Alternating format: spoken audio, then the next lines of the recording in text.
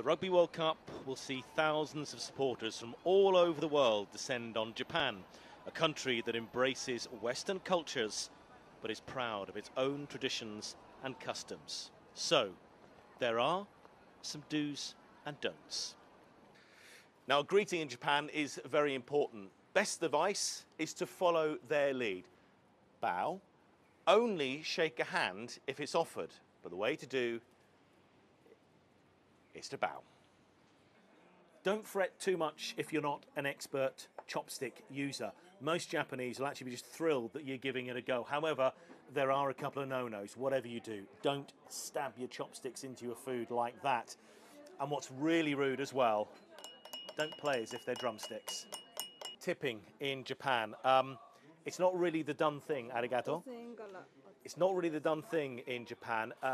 You're going to get the exact money back. And, arigato, if you don't accept at bars, restaurants or taxis, the likelihood is they'll come chasing down the street back after you.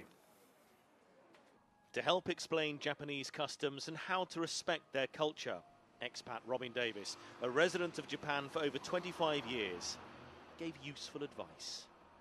I think Japan's it's a unique culture.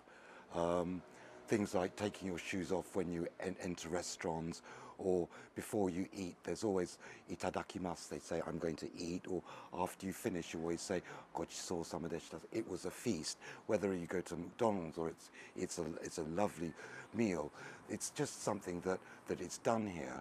So I think the culture here is there's lots of things that the Japanese do that might seem quite weird to non-Japanese when they first arrive here.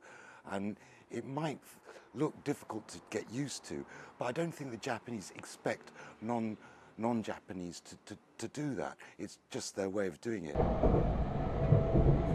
The best way to get around Japan, regardless of city, is by public transport. However, there are ways to behave. Please set your mobile phone to silent mode and refrain from talking on the phone. Queue patiently and politely. Come on, we're British. We should be good at this.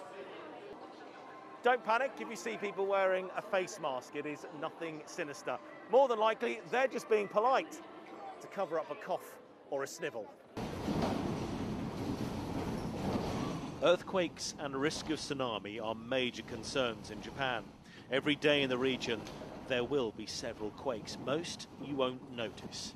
They do, though, prepare and educate.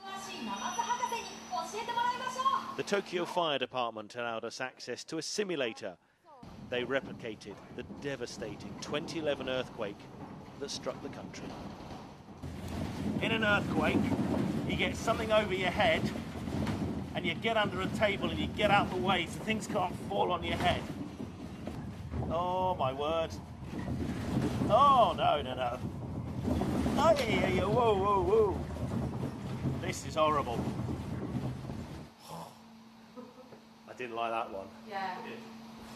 So, would you like to try it one more time? No. There's a taboo about tattoos in Japan. Tattoos is kind of linked to the crime syndicate, and in that way people frown upon it. Young people are more inviting of them, but there's some quite strange rules, like you're not really allowed to go to the beach with a tattoo. So, I mean, it's not the black and white rule. You can't go to the beach, you can't swim with a tattoo. It's not that, it's just kind of grey. If you do have a tattoo and you go into a restaurant, just cover it up a bit. Surprisingly, credit cards and contactless are not a big thing in Japan. Only 18% of all transactions are done with a credit card. It's a cash society.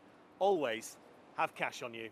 Business cards are very important in Japan. It's a way of finding out exactly who you are meeting, but there is a way of doing it, and it's done like this.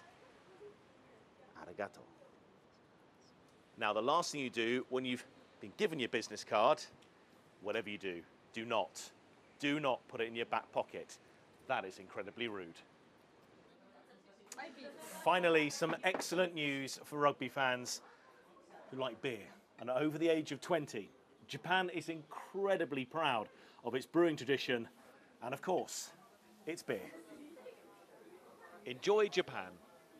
Get on Shoes, Sky Sports.